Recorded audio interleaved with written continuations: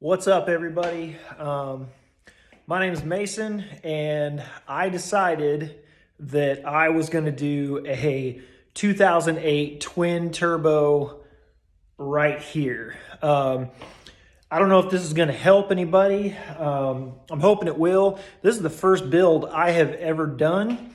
I wanted to add more power to my car, and I had no idea how much trouble this was going to be. Not necessarily trouble, I guess, but how much of a project this was going to be. That's a better way to put it. So I'm just going to kind of go through with you guys some different parts of where I struggled. I've actually got everything out of the car. I think that's the easy part because you can literally just cherry pick it. I did it by myself, took the hood off, made sure everything was disconnected. I tried to install this turbo system with the engine in.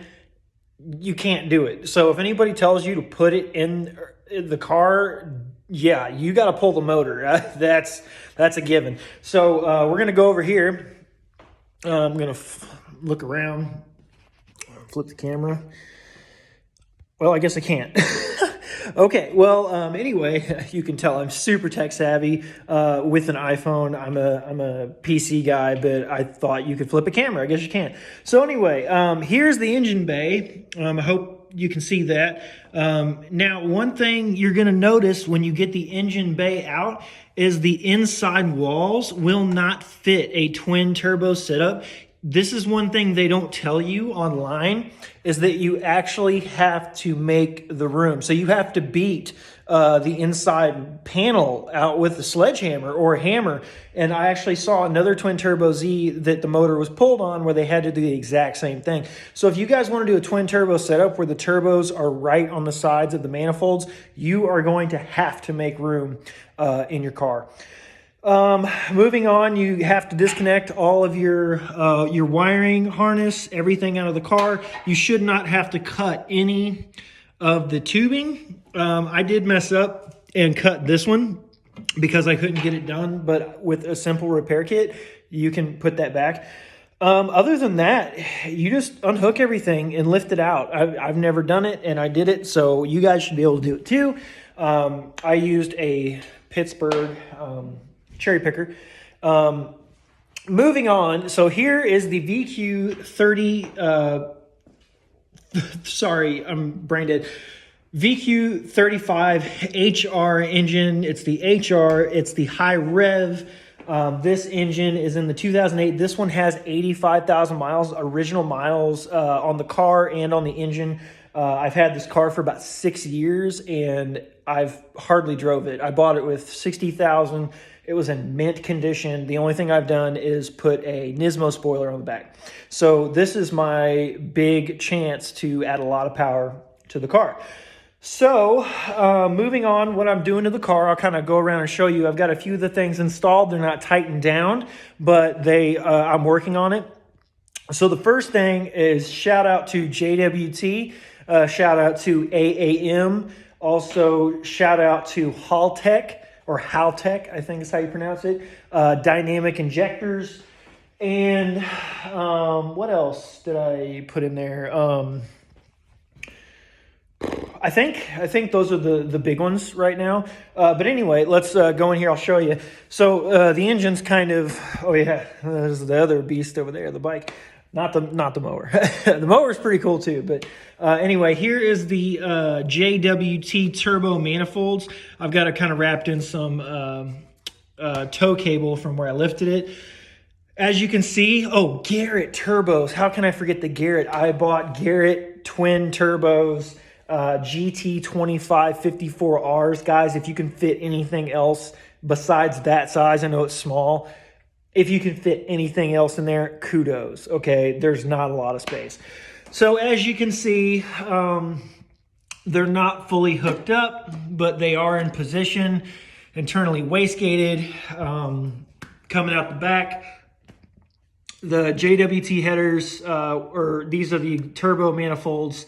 I actually took the original manifolds off the car with it in the car, and that's when I found out I need to take the engine out because I was going to try to do this in the car. You cannot do it. These bad boys I got from JWT, they were nice enough to break up their system. And just so you guys know, the 03 to 06 JWT headers fit on the 07 and 08 model. The exhaust manifolds did not change. Repeat, did not change. They might have made some modifications to the tubing on the headers, but they bolt up the exact same way. Moving on, these are the T25, and then this is like say the GT2554R.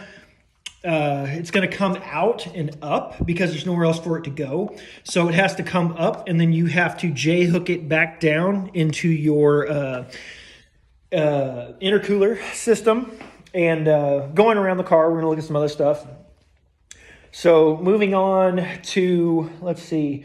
Oh, intercooler.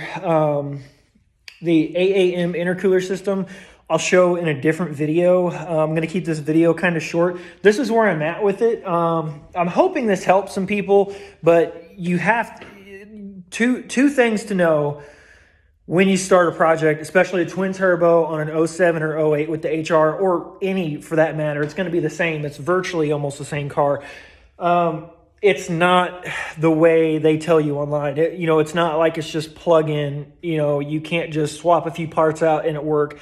One thing that I have noticed is everything is custom. One of the turbos right now is at a machine shop getting fabrication to relocate the internal wastegate actuator because it does not fit the stock setup. Now, if you order, I didn't order the the Garrett turbos directly from JWT, but when you order them from JWT and the JWT turbo manifolds, they actually do it for you to where they already clock them and they get them in the perfect position.